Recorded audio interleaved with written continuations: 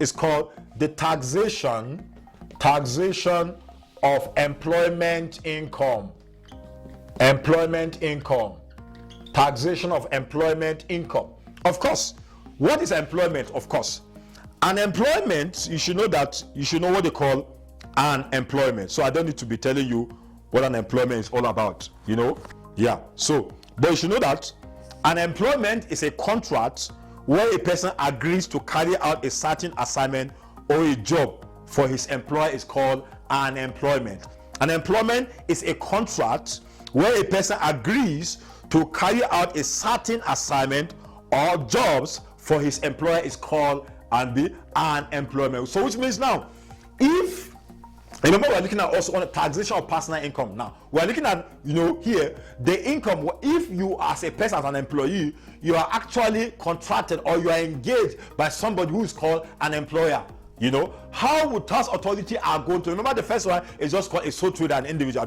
Also here we want to look at now as an employment, now as a person who is engaged by somebody to work for him. Now how would tax authority are going to be assessing a particular income you are generating from that particular employment is what we are going to be looking at in this session of our class. So now, of course, we will now want to look at now what are the types, or what is employment income now.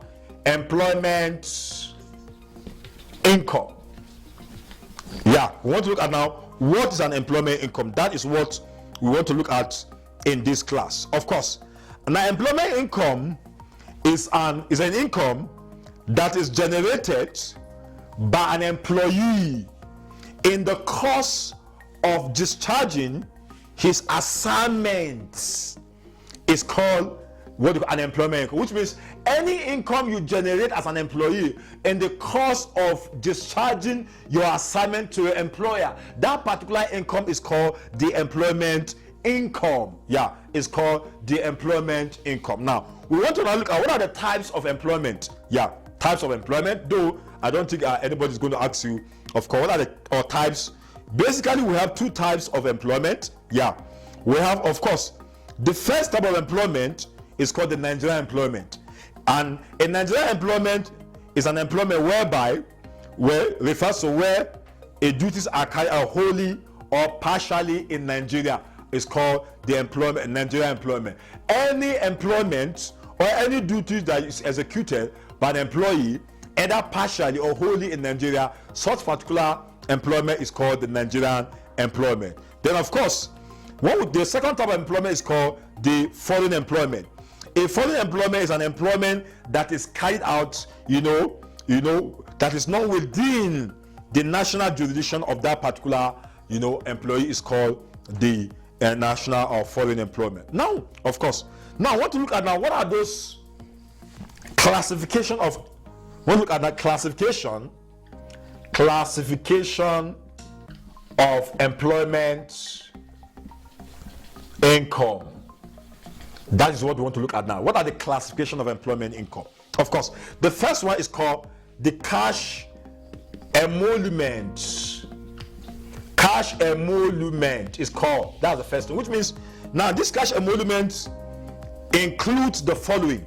Cash emolument includes the following: salaries, wages, commission, bonus, premium, trading profit, share profit, allowances are all called what we call, they're all cash emolument, which means any income you receive, an employee receive in form of a cash is called the cash emolument. And such cash emolument comprises of the following: salary and wages, commission, bonuses, premium, share profit, allowance and all that. We call them the cash emolument. That's the first classification of what we call employment income. The second one is called benefit in kind. Benefit in kind. Now, benefit in kind are non-financial remuneration. Benefit in kind are non-financial remuneration that an employee enjoy from his employer are called the benefit in kind. Those are non-financial remuneration. Remember, they are not in form of a cash. They are non-financial remuneration an employee enjoys from his employer are called the benefit in kind. So now I want to look at what are the example of such benefit in kind, and also how does the tax authority assess make sure that okay, the benefit in kind is part of what they are going to assess as the employment income of that particular individual. Of course, the examples of those, the first one I want to look at now is example of A is a provision of vehicle. Provision of vehicle is the first one. Of course, what we say now, provision for of vehicle, these are the vehicle that are owned by the employer that the employee uses in the course of discharging his assignment to his employer are called the provision. So which means most of the times an employer make provision for vehicle, vehicle, car, that an employee may use in the course of discharging his assignment to his employer. So such provision, how will tax authority going to now ensure that that part of the motor vehicle is being, is added to give us what they call the total value of what the tax authority are going to assess? Of course, now the amount, now remember, under this provision of vehicle now, what the tax authority are going to assess is the 5% of the costs, 5% of the cost of that vehicle, or the market value of that vehicle. It is what the tax authority is going to assess. Remember, as I said, it's 5% of the cost or the market value. For example, let's assume the employers bought the car for 5 million naira, maybe an official car, to that particular. Okay, so remember, if the employee, let's assume employer bought the car for 5 million naira, which means what tax authority are going to assess is 5% of this 5 million naira is what the tax authority are going to assess from the provision of that particular car the employer is making. So that is that, that's that. So the second one is a provision for accommodation. Remember, we're looking at what the example, provision for accommodation. Now when we say provision for accommodation, there are times an employer can make provision for accommodation where that particular employee is going to live. So that is called the provision for accommodation. Sometimes an accommodation can be provided to the employee for where he's going to live. So now, in that case now, how much will tax authority going to assess also? The tax authority now, okay, let me go back to that, please, the provision for vehicle. Now, there are times, if that particular car is not acquired by the employer, what tax authority is going to now assess is the higher. Let's assume the tax authority went and the employer went and hired the car for the use of that employee, which means what we are going to assess as a tax authority is the amount that employer hired, paid for the hire of that particular car. It is what the tax authority are going to. Please note that, because there are times they can tell you, okay, that the employer does not have the car, but he has to go and hire it. So which means what the tax authority are going to now is the amount.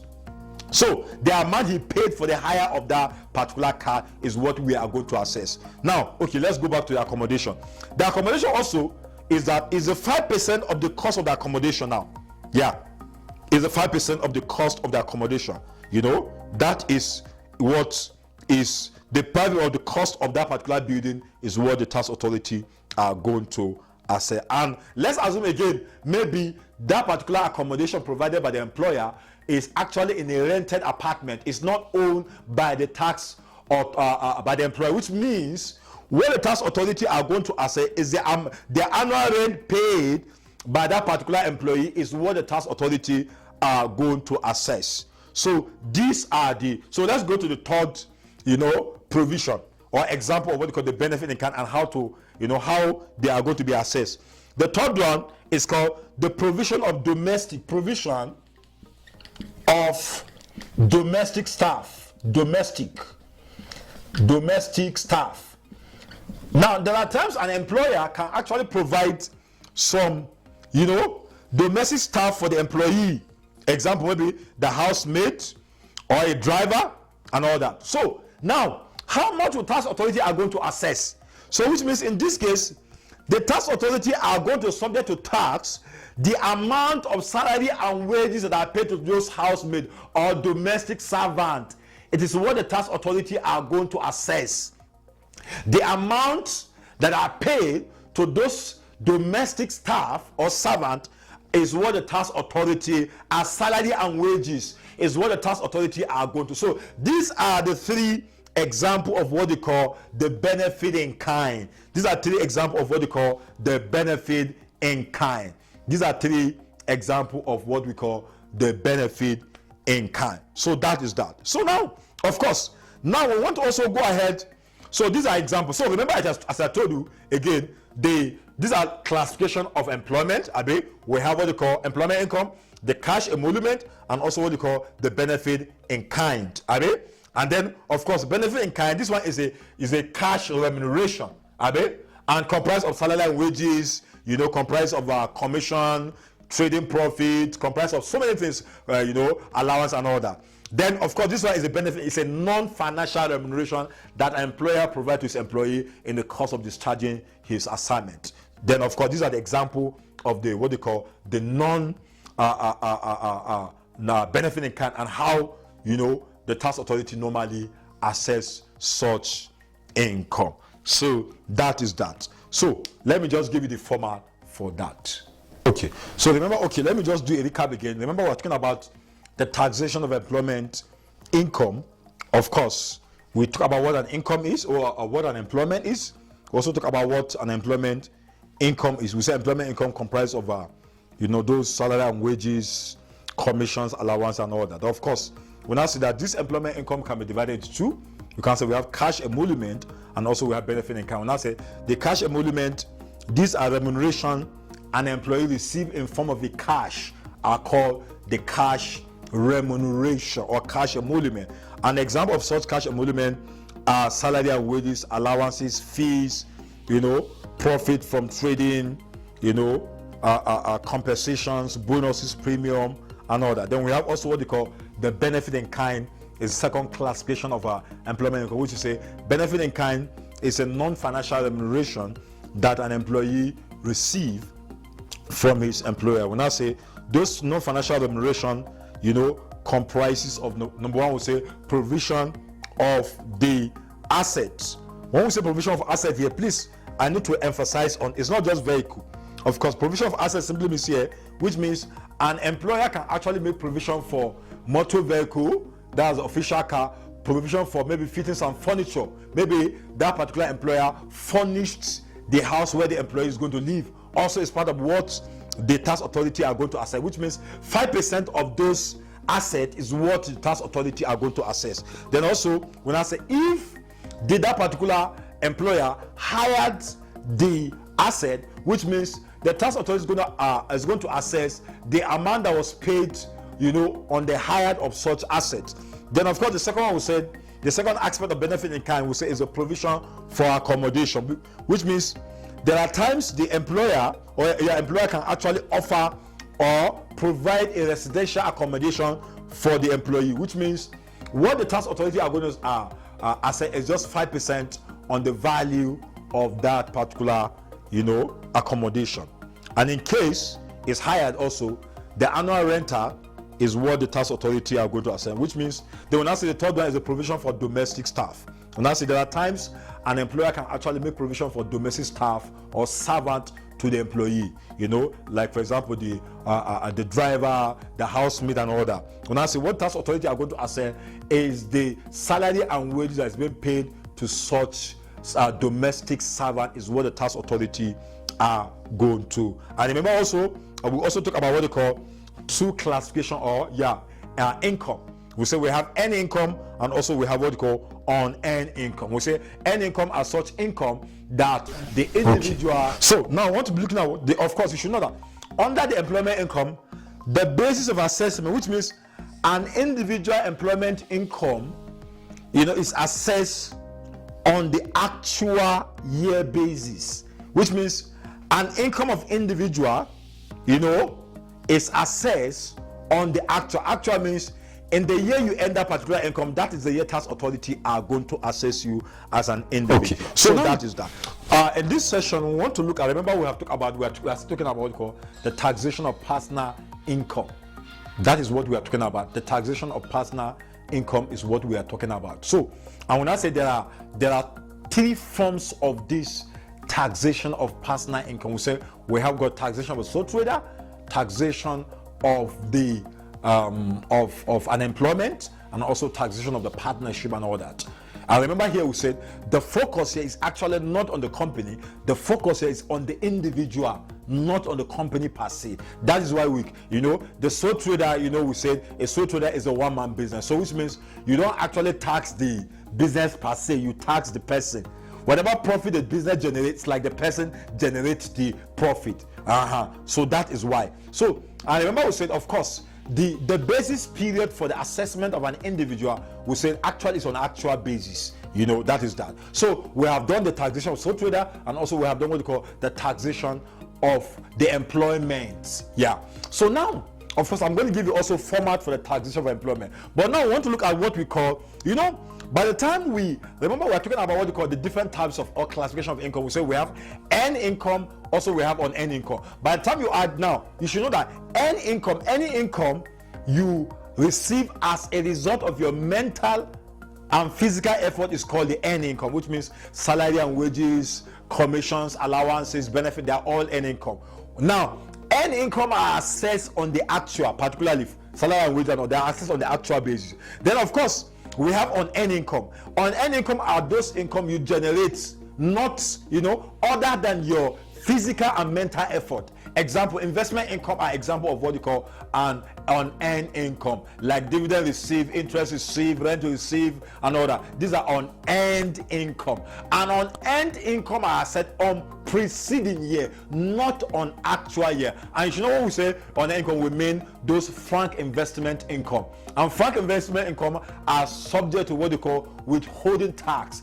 Tax you deduct at source before that income is actually received by that taxpayer. So now in that case, by the time you add both N and N, you're supposed to have what you call a gross income.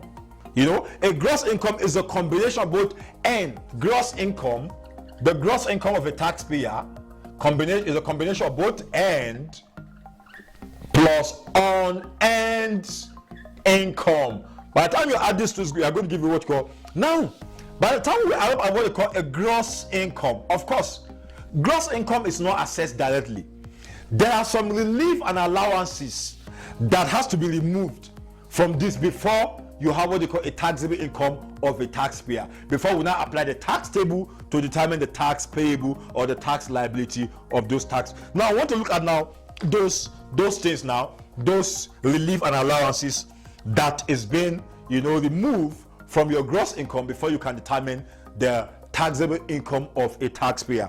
The first, where I call them, relief, allowances, and exemptions.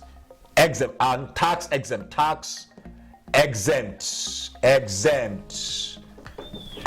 means tax exemption. Okay. The first one we want to look at is what you call the consolidated, we call it consolidated relief allowances. Now, before 2011, please note that before 2011, a taxpayer has several lists of relief and allowances that is normally deducted from the gross income, for us to determine our taxable income of that taxpayer. But that long list of those allowances has been abolished. Before 2011, tax law, we have what they call personal allowance, we have what they call children allowance, we have what they call dependent allowance. All those things they are no longer, we don't actually apply them again, those allowances. Yeah, those allowances, children allowance, personal allowances, dependent allowances, and all that. Those allowances has been abolished now. They has been consolidated in one single account called a relief called consolidated relief allowance. Those allowances has been consolidated now. From 2011 to date. So now there's nothing like personal allowance now. There's nothing like children allowance. There's nothing like dependent. Please, those things has been abolished. Has been consolidated now to have a single allowance called consolidated relief and allowances. So now, how do we determine now the consolidated relief and allowance? According to we call it CRA. We call it CRA.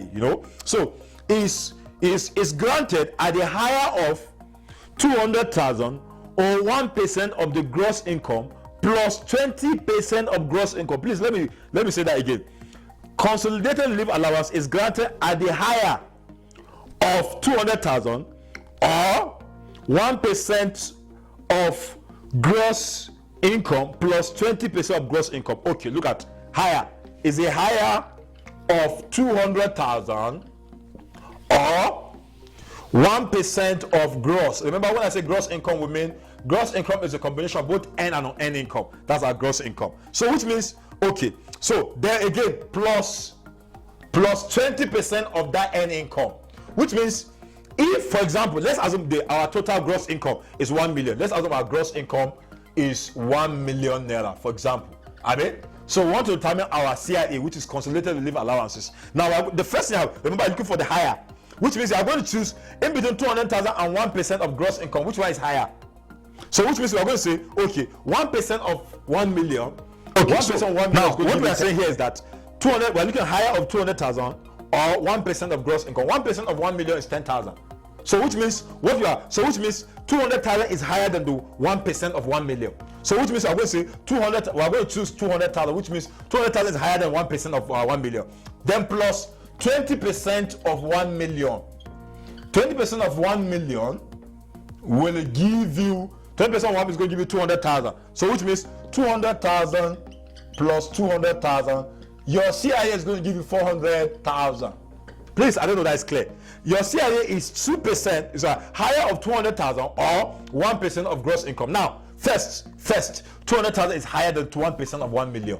Because 1% of 1 million is 10,000 naira. So 200,000 is higher. Then 200,000 plus 20% of the still 1 million. 20% of 1 million is going to give you 200,000 naira. Then plus 2. So 400,000 is our CIA. So CIA is, that's how to determine our CIA called.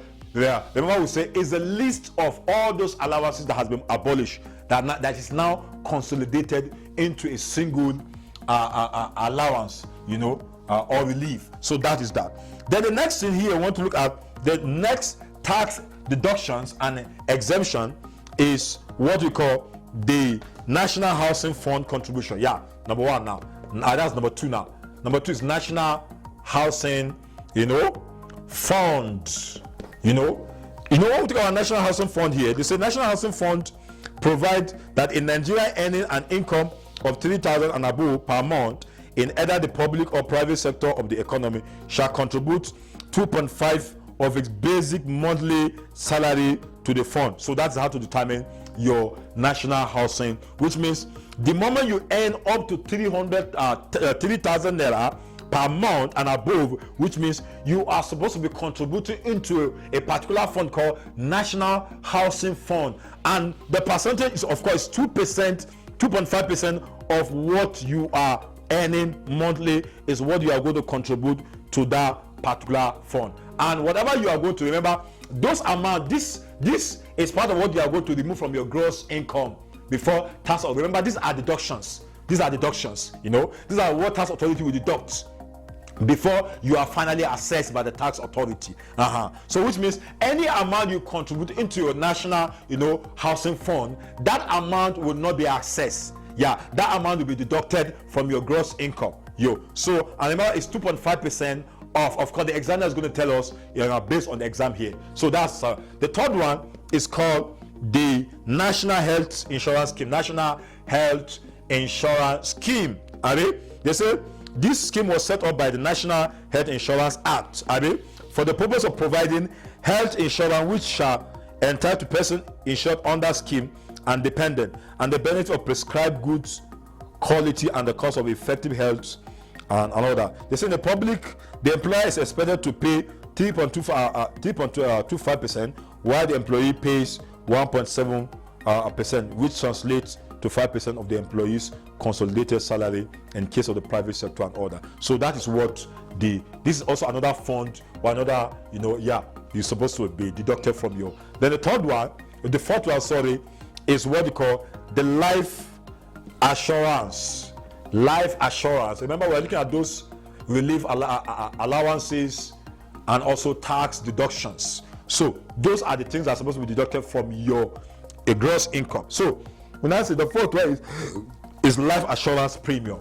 When I said, of course, for the life assurance premium, a deduction of the annual amount of any premium paid by the individual during the year preceding the year of assessment to an insurance company in respect of the insurance holder. So any amount you are paying, what we are going to deduct here is that what you are paying as an insurance premium, life insurance premium, is what we are going to remove from this, and for a contract for a deferred annuity on his own life and the life of his spouse and all that. So that is it. Then number 5, there's what they call National Pension Scheme. Of course, National Pension Scheme. Of course, this National Pension Scheme, you should know that is the rate of contribution to the scheme shall be a minimum of the 8% of the employee's monthly emolument and also a emolument. And this emolument comprises of a basic salary, housing allowances, and transport allowances. Then of course, which means the employee is expected to pay 8% of this emolument, which comprises of the basic salary, housing allowance, also what you call the transport allowances. Then of course, the employer is expected to pay at the rate of the 10% of the monthly emolument. So that's how to determine the National Pension Scheme, which is 18% altogether. Then of course, the next contribution is what they call gratuity. Gratuities. Gratuity also is a money paid to an employee who is retiring or leaving his employer after several years of service.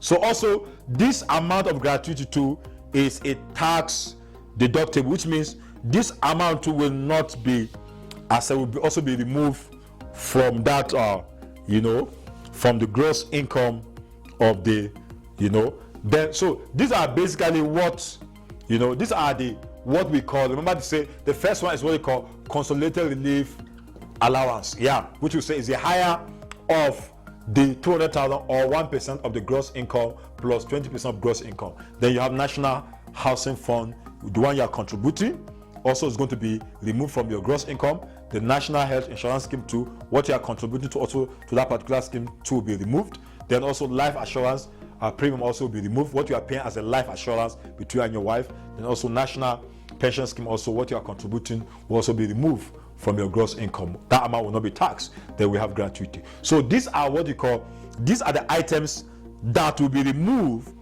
before the tax authority will apply what they call a tax table on the income of that particular individual. So I think we can now let's look at now a format of this taxation of this employment. So let's look at now let's look at a format for that. Now format for that, let's assume we have what you call Mr. Okay, let's assume we have Mr. or let's assume we have Miss Agnes Jato. Miss Agnes Jato. Let me just use this. It's a format. Miss Agnes Jato. Computation of personal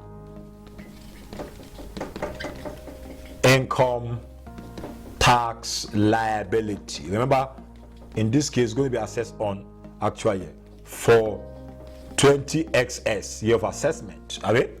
We have what we call earned income and income. Under earned income, remember, the earned income, we have what we call the employment income.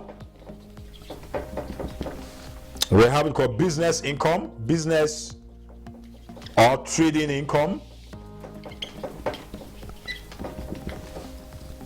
We have whatever income. When you say business or trading income, here comprises of both here employment income here comprises of both salary and wages, benefit in kind and all that. That's the business income. So whatever. So when we add it, we have something like this. Then we have unearned. When I say employment income, I say salary and wages, salary and benefit in kind and all that. All example of the unearned income. Unearned income. We have dividend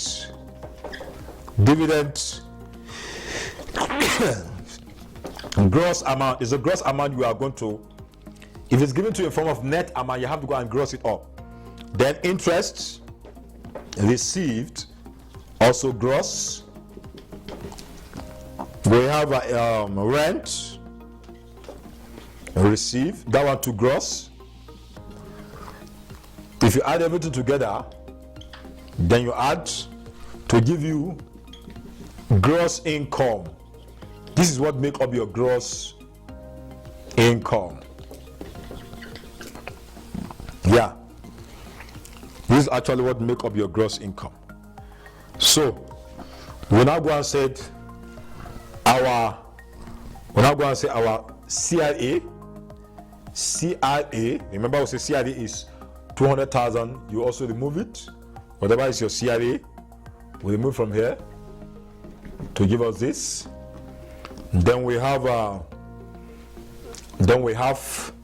the tax exempt items. Tax exempt